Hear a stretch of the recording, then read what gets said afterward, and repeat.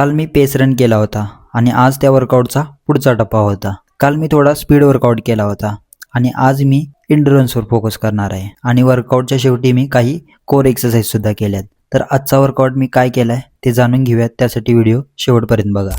तर नमस्कार मित्रांनो, रनिंग जर्नीचा डे 40 मध्ये तुमचं स्वागत आहे. तर नेहमीप्रमाणे संध्याकाळी मी वर्कआउटसाठी तयार झालो आणि ग्राउंडकडे पोहोचलो. रनिंग सुरू करण्याआधी मी 10 मिनिटे वॉर्मअप केला. रनिंगमध्ये वॉर्मअप खूप महत्त्वाचा असतो, त्यामुळे शरीर रनिंगसाठी तयार होतं आणि इंजुरीचा धोका कमी होतो. वॉर्मअप झाल्यानंतर मी आज 35 मिनिटं कंटिन्युअसली रन केलं. आजचं लक्ष स्पीड नव्हतं, लक्ष होतं सतत धावणं. खूप वेळा आपण सुरुवातीला जास्त वेगाने धावतो आणि नंतर थकून जातो, पण आज मी सुरुवातीपासून शेवटपर्यंत कम्फर्टेबल पेस ठेवला. ना स्लो ना फास्ट, मीडियम पेसने रन केलं. अशा प्रकारे रन केल्यामुळे शरीराची एंड्युरन्स वाढते आणि लांब अंतर धावताना थकवा उशिरा जाणवतो. आजच्या वर्कआउटमुळे फक्त तुमचा एंड्युरन्स वाढणार नाही आहे, तर तुमची पायांमधली ताकद देखील वाढेल.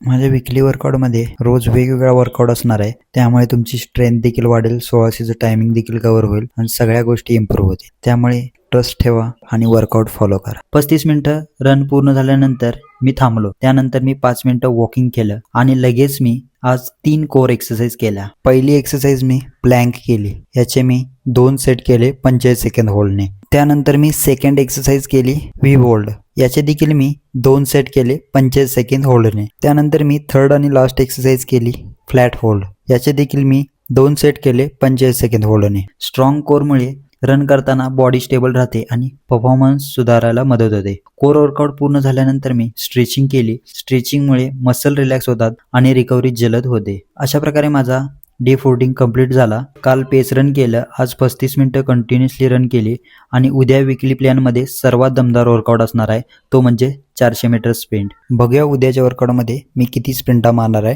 टायमिंग काय असणार आहे. तोपर्यंत चॅनलला सबस्क्राईब करा. भेटूयात उद्याच्या दिवसामध्ये. जय हिंद.